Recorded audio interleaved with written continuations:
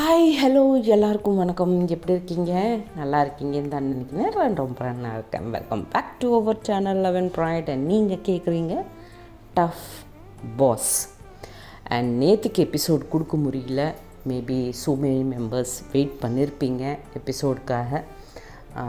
But few personal things இருக்கும், அதான் record பண்ணலை. அதுக்கு தான் உங்களுக்கு யாருக்கும் எபிசோட் கொடுக்க முடியல நேற்றுக்கு. I know. And few people கேட்டிருக்கீங்க கூட தட் ஏன் மேம் இன்றைக்கி எபிசோடு வரலன்ட்டு. உங்களுக்கும் சொல்லியிருக்கேன் that I was little busy.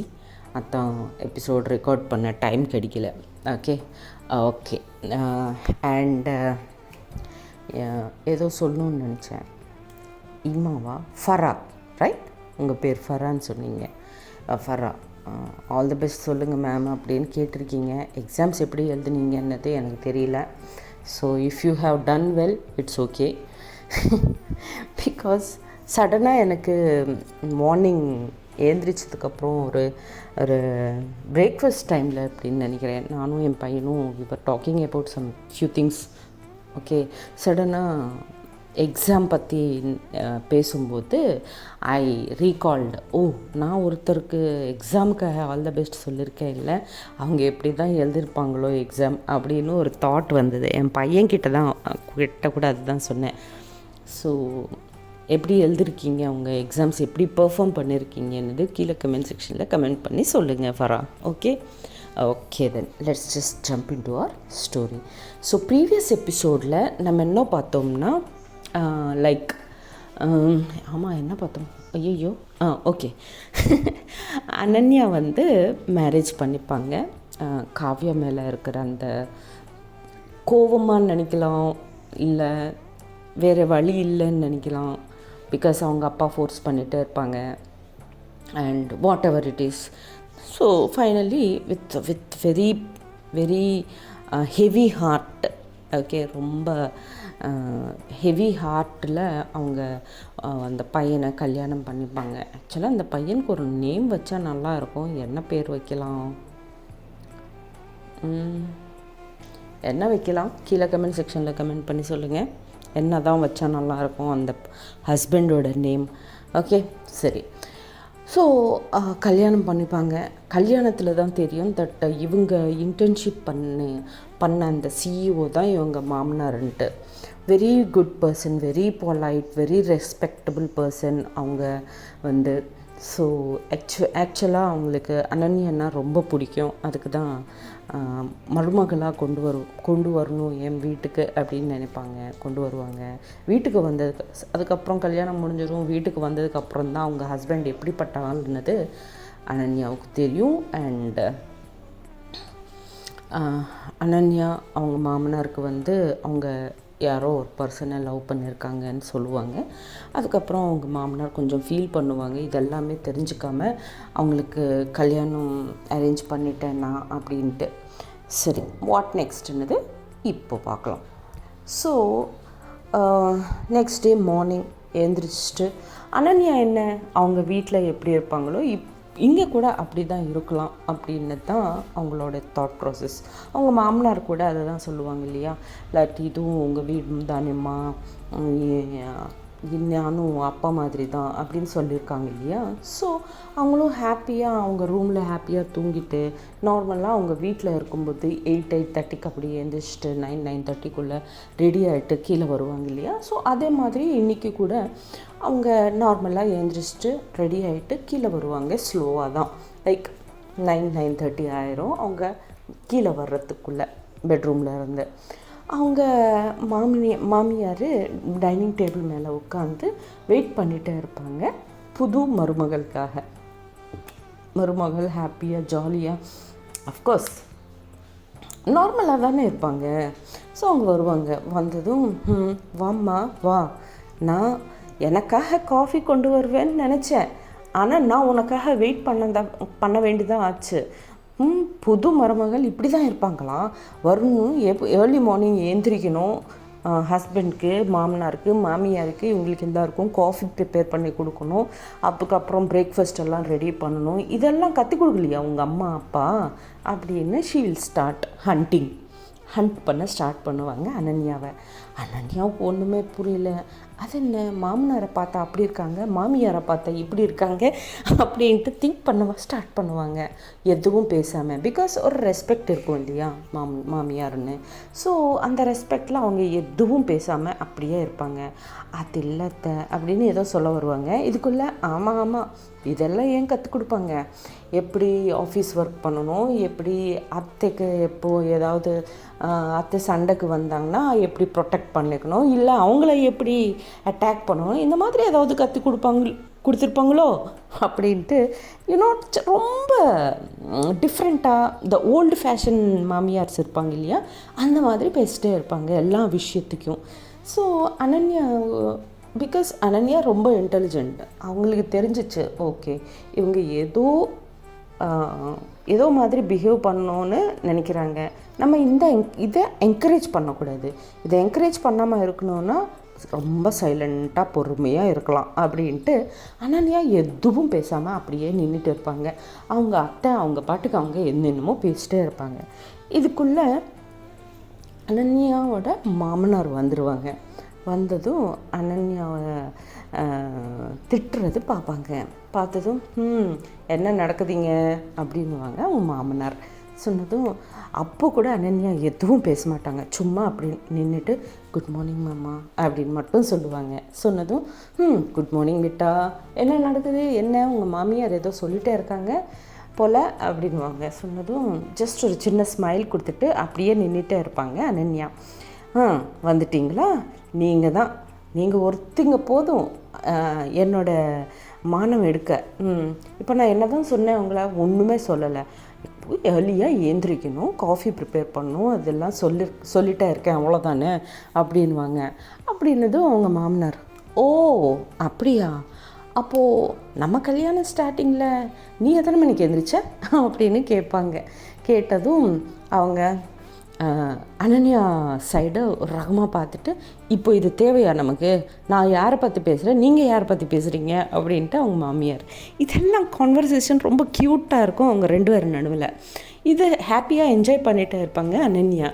So ஆமாம், அப்போது என் மாமியார் கூட என் அம்மா கூட இப்படி தான் சொல்லியிருக்காங்கல்ல உன்னை, அதுக்கு தான் இப்போது எனக்கு சான்ஸ் கிடச்சிருக்கு, நானும் என் மருமகளை இப்படி தான் ட்ரீட் பண்ணணுமோ அப்படின்னு ட்ரீட் பண்ணுறியா அப்படின்ட்டு அவங்க மாமனார் கேட்பாங்க அவங்க மாமியாரை. கேட்டதும் அதெல்லாம் ஒன்றும் இல்லை, ஏர்லி மார்னிங் எழுந்திரிச்சிட்டு ஒரு காஃபி கூட கொடுக்க முடியாதா ஸ்டார்டிங் டேஸ்லாவது அப்படின்ட்டு அவங்க சொன்னதும், இவ்வளோ மெய்ட்ஸ் எதுக்கு இருக்காங்க, இவ்வளோ மெய்ட்ஸு எத்தனை மெம்பர்ஸ் இருக்காங்க வீட்டில், ஏன் ஹெட் குக் ஆமாம் ஹெட் குக் என்ன பண்ணுறான் அப்படின்ட்டு ஹெட் குக்கை கூப்பிடுவாங்க. கூப்பிட்டதும் அவன் ஓடி வருவான். வந்துட்டு, ஏய் மேடம் எவ்வளோ நேரமாக இங்கே உட்காந்துட்டு இருக்காங்க, அவங்களுக்கு காஃபி கொடுக்கணும்னு தெரியாது, அவங்களுக்கு என்ன தான் பண்ணுறீங்க நீங்கள் கிச்சனில் அப்படின்னு கத்துருவாங்க அவங்க மாமனார். பிகாஸ் அவங்களுக்கு விஷயம் தெரியாது இல்லையா. ஸோ சொன்னதும் ஹெட் குக்குக்கு என்ன சொல்லணும்னு தெரியல. ஒரு தடவை அவங்க மாமியார் சைட் பார்த்தா அவங்க மாமியார் ஒரு சீரியஸ் லுக் கொடுப்பாங்க அந்த குக்குக்கு.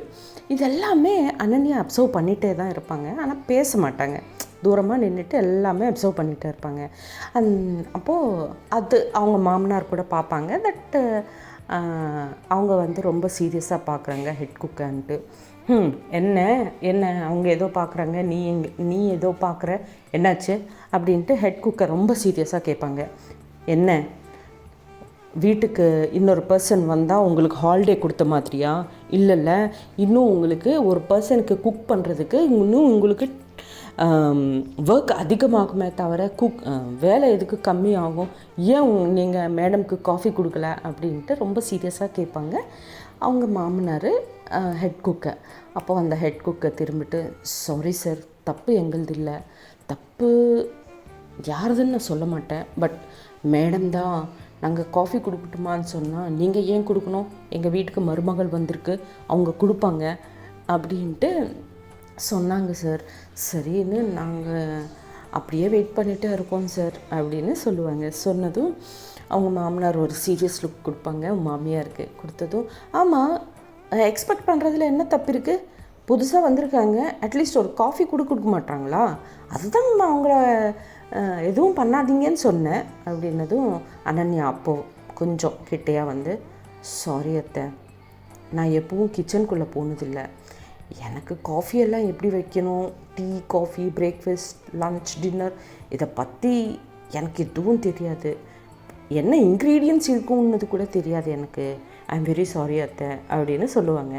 சொன்னதும் நீங்கள் சொல்லிவிட்டு நீங்கள் கற்றுக் கொடுங்க அத்தை, நான் சீக்கிரமாக கற்றுக்கிறேன். I am a very fast learner அப்படின்னுவாங்க அனன்யா. சொன்னதும் ஓ, அப்புறம் இதெல்லாம் உங்கள் அம்மா கற்றுக் கொடுக்கல, இப்போ நான் உங்களுக்கு கற்றுக் கொடுத்துட்டு, நான் உங்களுக்கு காஃபி எப்படி போடணுன்னு கற்றுக் கொடுத்துட்டு, அதுக்கப்புறமா நீ எனக்கு காஃபி போட்டு கொடுத்தா நான் காஃபி சாப்பிட்ணும், அவ்வளோதானே அப்படின்வாங்க அவங்க மாமியார். சொன்னதும் அது இல்லைத்த, அது வந்து அப்படின்னு சொன்னதும் அவங்க மாமனார் ரெடியாக இருப்பாங்க.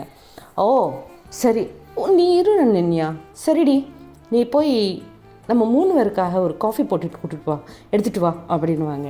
ஏன்னா அவங்க மாமியாருக்கு இன்னும் குக்கிங் தெரியாது. ஸோ அதுதான் சான்ஸு அவங்க மாமனாருக்கு அவங்கள டீஸ் பண்ணுறதுக்கு, கிண்டல் பண்ணுறதுக்கு. ஸோ அப்படின்னதும் நான் ஏன் பண்ணணும், மெய்ட்ஸ் எதுக்கு இருக்காங்க அப்படின்வாங்க. எனக்கு தெரியாது அப்படின்னு சொல்லு, இப்போ வரைக்கும் எப்போவாவது காஃபி போட்டு எனக்கே கொடுக்கல, நீ மருமகளுக்கு எங்கே கொடுக்க போகிற அப்படின்னதும் அந்த ஹெட் குக்கு கொஞ்சம் சிரிச்சிருவான். சிரிச்சதும் இப்படி தான் காமெடி பண்ணிகிட்டே இருங்க, எல்லோரும் என்னை பார்த்து சிரிச்சிட்டே இருக்காங்க பார்த்தீங்களா, எல்லாம் உங்கள் மூலமாக தான் அப்படின்வாங்க. சொன்னதும் சரி சரி, இதெல்லாம் எப்பவும் நடக்கிறது தான் அப்படின்ட்டு அந்த ஹெட் குக் பக்கமாக பார்த்துட்டு போய் ஃபஸ்ட்டு காஃபி கொண்டு வந்துட்டு என் பொண்ணுக்கு என்ன பிடிக்குமோ பிரேக்ஃபாஸ்ட்டு அதை கேட்டு அந்த பிரேக்ஃபாஸ்ட் தான் பண்ணுங்க இன்றைக்கி அப்படின்வாங்க.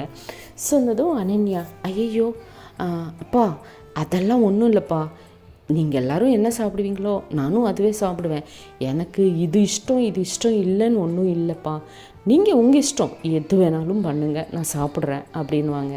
சொன்னதும் அவங்க மாமியார் அங்கேயே இருப்பாங்க. என்ன அப்பாவா, அப்பா என்ன பொண்ணு என்ன, இதெல்லாம் என்ன அப்படின்வாங்க. ஹலோ, எங்கள் 2 பேர் நடுவில் இருக்கிற ரிலேஷன்ஷிப் நாங்கள் எப்படி வேணாலும் வச்சுப்போம், உனக்கு என்ன ப்ராப்ளம் அப்படின்ட்டு அவங்க மாமனார் சொல்லுவாங்க. எப்போவும் ஏதோ ஒன்று சொல்லிகிட்டே இருப்பீங்க, என்னை பேசவே விட மாட்டீங்க நீங்கள் அப்படின்னு கோபமாக அங்கேருந்து அவங்க ரூம்குள்ளே போயிடுவாங்க அவங்க மாமியார். அதுக்கப்புறம் அவங்க 2 பேரும் சேர்ந்து அங்கேயே சிரிச்சுட்டு அந்த டைனிங் டேபிள் மேலே உட்காந்து நார்மலாக கேஷுவலாக பேசிட்டே இருப்பாங்க. இதுக்குள்ளே காஃபி வந்துடும், இதுக்குள்ளே பிரேக்ஃபாஸ்ட் ரெடி ஆயிரும். பிரேக்ஃபாஸ்ட் ரெடி ஆனதுக்கப்புறம் நான் போய் அத்தையை கூட்டிட்டு வரேன் மாமா, சாப்பிட்ணும்ல, பாவம் பசிக்கும் அப்படின்வாங்க. பரவாயில்லம்மா, இட்ஸ் ஓகே, மெய்ட்ஸ் கொண்டு போய் கொடுத்துருவாங்க பெட்ரூம்க்கு அப்படின்னு. இல்லை மாமா, நான் ஒரு தடவை போய் ட்ரை பண்ணிவிட்டு வரேன், வந்தால் ஓகே, வரலைன்னா அப்போ வி கேன் சென்ட் அப்படின்வாங்க. சரி உன் இஷ்டம், வரமாட்டாங்க எனக்கு தெரியும், பட் ஸ்டில் ட்ரை பண்ணணும்னு சொல்கிறல்ல, போ அப்படின்வாங்க அவங்க மாமனார். சரின்னு அவங்க பெட்ரூம்க்கு குட்டமாக போய் டோரு நாக் பண்ணுவாங்க. நாக் பண்ணதும் அவங்க என்ன நினைப்பாங்கன்னா மெய்ட்ஸ் யாரோ வந்திருப்பாங்க டு பிரேக்ஃபாஸ்ட் கொடுக்கறதுக்கு அப்படின்னு நினச்சிட்டு வாங்க அப்படின்வாங்க. சொன்னதும் இவங்க டோர் ஓப்பன் பண்ணிவிட்டு, சாரி அத்தை, என் மூலமாக நீங்கள் டிஃபின் கூட சாப்பிடாமல் இங்கேயே உட்காந்துருக்கீங்க, வாங்க இப்போ தான் பிரேக்ஃபாஸ்ட் ரெடி ஆச்சு, எல்லோரும் சேர்ந்து சாப்பிட்லாம் ப்ளீஸ் வாங்க அப்படின்னு கேட்பாங்க. கேட்டதும் ஒரு சைடு அனன்யா அப்படி கேட்குறது அவங்களுக்கு சந்தோஷமாக தான் இருக்குது, போகணுன்னு ஆசை தான் இருக்குது. பட் என்னென்னா அந்த கெத்து இருக்கும்ல அத்தை அப்படின்ட்டு, நான் வரல, நீ போ, எனக்கு பெட்ரூம்குள்ளே வந்துடும், அவங்க மெய்ட்ஸ்க்கு சொல்லு, அவங்க சென்ட் பண்ணுவாங்க அப்படின்னு சொல்லுவாங்க. ஷீஸ் எ குட் பர்சன் தான், பட் கொஞ்சம் அந்த இது இருக்குது, அந்த ஆட்டிடியூட் இருக்கும் உங்களுக்கு. ஸோ அண்ட் பையனுன்னா ரொம்ப பிடிக்கும். ஓகே சரின்னு சொன்னதும் சரித்த அப்படின்ட்டு அவங்க வெளியே வந்துடுவாங்க. வந்ததும் கொஞ்சம் ஃபேஸு டல்லாயிரும். அந்த ஃபேஸ் பார்த்து நான் சொன்னேன்ல அவங்க வரமாட்டாங்கன்னு, அதுக்கு தான் சொன்னது கேட்கணும் அப்படின்வாங்க. இல்லைம்மா, பிகாஸ் ஆஃப் மீ அவங்க அப்படி இருக்கக்கூடாது இல்லையா அப்படின்வாங்க. சரி ஓகே, நோ ப்ராப்ளம், அவங்க செட் ஆயிடுவாங்க கொஞ்சம் நாள் அப்படி தான் இருப்பாங்க. அதுக்கப்புறமா ரொம்ப she's a very good person தான் அப்படின்னு அவங்க சொல்லுவாங்க. சொன்னதும் சரி மாமா அப்படின்ட்டு 2 பேரும் பிரேக்ஃபாஸ்ட் சாப்பிட்டுட்டே இருக்கும்போது மேலேருந்து பெட்ரூம்லேருந்து வெளியே வந்து அந்த காரிடாரில் நின்றுட்டு காஃபே அப்படின்னு கத்துவாங்க இவங்க ஹஸ்பண்ட். கத்துனதும் அனன்யா இமீடியட்டாக ஏந்திரிச்சிட்டு நின்றுவாங்க. ஃபஸ்ட்டு அவங்க வந்ததும் ஏம்மா நின்றுன, ஒன்றும் ஆகாது, நீ உட்காந்து ஹாப்பியாக பிரேக்ஃபாஸ்ட் பண்ணு அப்படின்வாங்க அவங்க அப்பா. அப்போது காஃபி கற்றுதும் அங்கே இருக்கிற மெய்ட்ஸு எஸ் சார் வர்றோம் அப்படின்ட்டு காஃபி எடுத்துகிட்டு போயிட்டே இருப்பாங்க.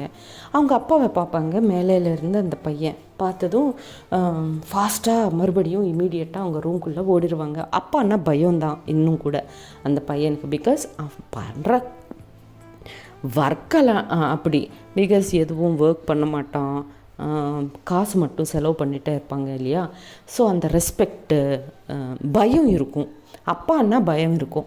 ஸோ இதுக்குள்ளே அவங்க அம்மா வருவாங்க வெளியில் வந்துட்டு, என்ன ஹஸ்பண்ட் உன் புருஷன் சாப்பிட்டானா இல்லையா, ஏந்திரிச்சாங்கன்னா இல்லையா, எதுவும் தேவையில்லைல்ல, நீ பாட்டுக்கு நீ சாப்பிட்டுட்டே இருக்கல அப்படின்வாங்க. சொன்னதும் மறுபடியும் அவங்க எதுவும் பேச மாட்டாங்க. அவங்க மாமனார் ஆமாம் உன் பையன் பிரசிடெண்ட்டாக நினைக்கிறியா, வீட்டுக்கு அவன் என்ன தான் பண்ணுறான், அவன் ஏந்திரிச்சிட்டு அவன் பாட்டுக்கு அவன் டிஃபினுக்கு வர முடியாது, அவனுக்கு போய் ஏந்திரிச்சிட்டு கூட்டிகிட்டு வரணுமா, அதெல்லாம் முடியாது, அவன் எத்தனை மணிக்கு வந்தானோ கூட உனக்கு தெரியாது, இப்போ போய் நம்ம ஏந்திரிச்சிட்டு அவனுக்கு ராஜகாரியம் எல்லாம் பண்ணணுமா, நீ ஒன்றுமே பண்ணாதம்மா, உனக்கு இஷ்டம் இருந்தால் பண்ண, இல்லைன்னா சும்மா இரு, உன் பாட்டுக்கு நீ வேலை பார்த்துட்டே இரு அப்படின்ட்டு அவங்க மாமனார் சொல்லுவாங்க.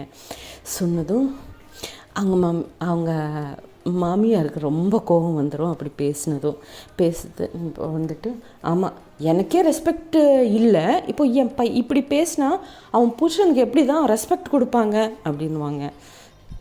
அவங்களுக்கு தெரியும், ஷீ இஸ் வெல் எஜுகேட்டட், யாருக்கு எப்படி ரெஸ்பெக்ட் கொடுக்கணும், எந்த அளவுக்கு ரெஸ்பெக்ட் கொடுக்கணும்னு அனன்யாவுக்கு ரொம்ப நல்லா தெரியும். ஓகே, ஸோ அந்த விஷயத்தில் நீ எதுவும் கவலைப்பட வேண்டிய அவசியமே இல்லை அப்படின்வாங்க அவங்க மாமனார். சொன்னதும் எப்போவும் நீங்கள் இப்படி தான் பேசுவீங்க அப்படின்ட்டு மறுபடியும் கோவத்தில் மறுபடியும் ரூம்குள்ளே போயிடுவாங்க. அவங்க மாமியார் சரின்னு கொஞ்சம் டல்லாக ஃபேஸ் வச்சுருவாங்க. அனன்யா இல்லைப்பா, அத்தைக்கு ரொம்ப கோவமாக இருக்குது என் மேலே, என்னை ஆக்செப்டே பண்ண மாட்டேங்கிறாங்கல்ல அப்படின்னு சொல்லுவாங்க. அதெல்லாம் ஒன்றும் இல்லைம்மா, அவங்களுக்கு உள்ள ஒரு ஃப்ரஸ்ட்ரேஷன் இருக்குது, அவங்க பையன் இப்படி இருக்கான்னது அவங்கக்குள்ளே அந்த பெயின் இருக்குது. எல்லாம் பையன் மாதிரி என் பையன் இல்லையே, எல்லா பையன்களும் அவங்க அம்மா அப்பாக்கிட்ட எவ்வளோ பாசமாக பேசுவாங்க, ஜாப்க்கு போவாங்க, இல்லை பிஸ்னஸ் பார்த்துப்பாங்க, இல்லை அவங்க பேரண்ட்ஸ் கூட கொஞ்சம் டைம் ஸ்பெண்ட் பண்ணுவாங்க, இதெல்லாம் பண்ணணும் பையன் அப்படின்னு ஆசை அவங்கக்குள்ளே ரொம்ப இருக்குது. பட் அவன் பண்ண மாட்டான். அந்த பெயினில் தான்மா அவங்க கற்றுட்டே இருப்பாங்களே தவிர she is a very good person அப்படின்னு சொல்லுவாங்க. சொன்னதும் ஓகேப்பா, நான் பார்த்துக்கிறேன், ஸ்லோவாக எல்லாரையும் மாற்ற தான் நான் ஹார்ட் ஒர்க் பண்ணுவேன் அப்படின்னு சொல்லுவாங்க. சொன்னதும் அவங்க மாமனார் பாருமா, நீ எது வேணாலும் பண்ணு, நான் இல்லைன்னு சொல்லலை, பட் அது உனக்கு உள்ளேருந்து வந்தால் தான் பண்ணு, ஏதோ எனக்காக பண்ணும் அப்படின்ட்டு மட்டும் பண்ணாத, ஓகே அப்படின்னு சொல்லுவாங்க. வெரி குட் மாமனார். இல்லை, இப்படிப்பட்ட மாமனார் எல்லா பொண்ணுங்களுக்கும் தேவை, இன் real life, not in story life. Anyways, ஆக்சுவலாக மாமியார் இப்படி இருந்தால் நல்லாயிருக்கும். பட் நம்ம ஸ்டோரியில் மாமனார் ரொம்ப சப்போர்ட்டிவாக இருப்பாங்க. ஃபியூ டேஸ்க்கு அப்புறம் மாமியாரும் மாற்றிடலாம் மாமியாரை. ஓகே, நம்ம ஸ்டோரி நம்ம கையில் தானே இருக்குது, எப்படி வேணாலும் மாற்றிக்கலாம். ஓகே, ஸோ அதுக்கப்புறம் சரின்ட்டு சாப்பிடுவாங்க. 2 பேரும் சேர்ந்து சாப்பிட்டதுக்கப்புறம் அவங்க மாமனார் கேட்பாங்க, ஓகேம்மா வீட்டில் இருந்து என்ன தான் பண்ண போகிற, நம்ம ஆஃபீஸ்க்கு வர்றியா அப்படின்வாங்க. இல்லை மாமா, நான் ஆல்ரெடி ஆஃபீஸ் ஃபுல்லாக பார்த்தேன்ல அப்படின்வாங்க. ஹலோ, அப்போ நீ வந்தப்போ you are an intern, okay, but now you are the owner of the company. So என்ன ஒர்க்ஸு, எப்படி நம்ம எம்ப்ளாயீஸ் என்னென்ன பண்ணுறாங்க, யார் எதுக்காக அப்பாயிண்ட் பண்ணோம், இதெல்லாம் நீ தெரிஞ்சுக்கணும் இல்லை ஃப்யூச்சரில் அப்படின்வாங்க. சொன்னதும் எனக்கு எதுக்கு மாமா, நான் இதெல்லாம் வேணாம், எனக்கு இருக்கிற பெயினே ரொம்ப ஜாஸ்தியாக இருக்குது, அதுலேருந்து நான் இப்போது வெளியே வரவே முடியல என்னால் அப்படின்னதும், அதுக்கு தான் சொல்கிறேம்மா, இப்போ தான் உனக்கு இந்த ஒர்க்ஸ் எல்லாம் நீ ரொம்ப பிஸியாக இருக்கணும், பிஸியாக இருந்தால் தான் உனக்கு இருக்கிற அந்த பெயினில் இருந்து உன்னால் வெளியே வர முடியும், அதிலேருந்து மூவ் ஆன் பண்ணதுக்கு ட்ரை பண்ண முடியும். அந்த பர்சன் ஆல்ரெடி மூவ் ஆன் பண்ணிட்டாங்கன்னு சொல்கிறல்ல, அப்போது நீ அவங்கள பற்றியே யோசிச்சுட்டு உன் லைஃப் ஏன் ஸ்பாயில் பண்ணிக்கணும், நீயும் மூவ் ஆன் பண்ணு, வா போகலாம் அப்படின்வாங்க. சரியப்பா அப்படின்ட்டு அவங்க ரூமுக்குள்ளே போய் ரெடி ஆகிட்டு வருவாங்க. வந்ததும் 2 பேரும் சேர்ந்து ஆஃபீஸ்க்கு போவாங்க. ஆஃபீஸ்க்கு போனதுக்கப்புறம் எல்லாரையும் அங்கே ஒர்க்கிங் ஸ்டாஃப் எல்லாரையும் இன்ட்ரடியூஸ் பண்ணுவாங்க அவங்க மாமனார் அனன்யாவுக்கு. ஸோ எல்லோரும் அப்படின்னு பேசிட்டே இருப்பாங்க. ஹே, இவங்க அனன்யா தானே, இவங்க நமக்கு இன்டர்னாக தானே வந்திருக்காங்க, இப்போ பார்த்தியா மருமங்களாக வந்திருக்காங்க, இவங்க ஏதோ நார்மல். ஒரு பர்சன்னு அவங்க எதுவும் பண்ணாமல் இருந்தால் கூட அவங்க பின்னாடி பேசிட்டே இருப்பாங்க, தட் இந்த பொண்ணு தான் அட்ராக்ட் பண்ணுச்சு, அதுக்கு தான் அவங்க இது காமன் இல்லை. ஸோ அந்த மாதிரி பேச்செல்லாம் போயிட்டே இருக்கும். இதெல்லாம் அனன்யா காதில் விழுந்துகிட்டே இருக்கும். பட் அனன்யா ரியாக்ட் பண்ண மாட்டாங்க. அனன்யாவுக்கு எங்கே ரியாக்ட் பண்ணணும், எங்கே ரியாக்ட் பண்ணக்கூடாதுன்னு விஷயம் ரொம்ப நல்லா தெரியும். அதுவும் ஒர்க் பிளேஸில் ரொம்ப ஸ்ட்ரிக்டாக இருப்பாங்க. எது பற்றியும் அவ்வளோயா டிஸ்கஸ் அன்னெசரி மேட்டர்ஸ் பற்றி டிஸ்கஸே பண்ண மாட்டாங்க. எவ்வளோ தேவையோ அவ்வளோதான் பேசுவாங்க. ஸோ அந்த மாதிரி பர்சனை ஆல்ரெடி நம்ம டிஸ்கஸ் பண்ணியிருக்கோம். ஸோ அவங்க எது பேசினாலும் அவங்க ஒரு சின்ன ஸ்மைலை ஃபேஸில் வச்சுட்டு அங்கேருந்து உள்ளே வந்துடுவாங்க. உள்ளே வந்ததுக்கப்புறம் அவங்க மாமனார் அவங்களுக்குன்னு ஒரு சின்ன கேபின் கொடுத்துருவாங்க. பாருமா, உனக்கு எப்போ வேணும்னா கூட நீ இங்கே வந்து அதுதான் உன் கேபின், நீ அங்கே உட்காந்து உன் ஒர்க்கு பார்த்துக்கலாம், ப்ராப்ளமே இல்லை உனக்கு ஒர்க்கு பண்ணணும்னு இல்லைன்னா கூட ஓகே, உனக்குன்னு ஒரு ரூம் இருக்கும். கொஞ்சம் ஒர்க் ஸ்பேஸில் எல்லாரையும் பார்த்தேன்னா நீ அதிலேருந்து வெளியே வர்றதுக்கு மூவ் ஆன் பண்ணுறதுக்கு உனக்கு ஹெல்ப் ஆகும். நீ இன்டர்னாக இங்கே ஒர்க் பண்ணும்போதே உங்கள் அப்பா கிட்ட நான் பேசினப்போவே நான் உனக்காக அந்த கேபினை ரெடி பண்ணி வச்சுருக்கேன். So you can use that cabin, நீங்கள் போய் அங்கே உட்காரலாம் அப்படின்ட்டு அவங்க சொல்லுவாங்க. தேங்க்யூப்பா அப்படின்ட்டு அவங்க அந்த கேபின்குள்ளே போயிட்டு அழுதுகிட்டே இருப்பாங்க. பிகாஸ் அவங்க அவங்களால காவியாவை மறக்கவே முடியல. So she will be continuously crying like anything. ஒரு தடவை மொபைல் எடுப்பாங்க, காவியா கால் பண்ணலாமா, ஒரு மெசேஜ் போடலாமா, எப்படி இருக்காங்க, என்ன பண்ணுறாங்க அப்படின்னு யோசிச்சுட்டே இருப்பாங்க. அதுக்கப்புறம் பட் எடுப்பாங்க, மெசேஜ் டைப் பண்ணுவாங்க, டிலீட் பண்ணுவாங்க, எடுப்பாங்க, கால் லிஸ்ட் எடுப்பாங்க, காவியா நம்பர் எடுப்பாங்க, கால் பண்ணணும்னு நினைப்பாங்க, பட் கால் பண்ண மாட்டாங்க. அப்படி அந்த மூமெண்ட் போயிட்டே இருக்கும். So what's happening in Ananya's life, என்ன தான் ஆக போகுது ஃப்யூச்சரில், ஸோ நிஹாரிகா எப்போ தான் வரப்போகிறாங்க, எப்படி வரப்போகிறாங்க, என்ன தான் நடக்க போகுது, அப்படியெல்லாம் ஃபர்தர் எபிசோட்ஸில் நாம் பார்த்துடலாம். அப்போ வரைக்கும் tata bye bye, see you, ஜெய் ஹிந்த், ஜெய் ஸ்ரீராம்.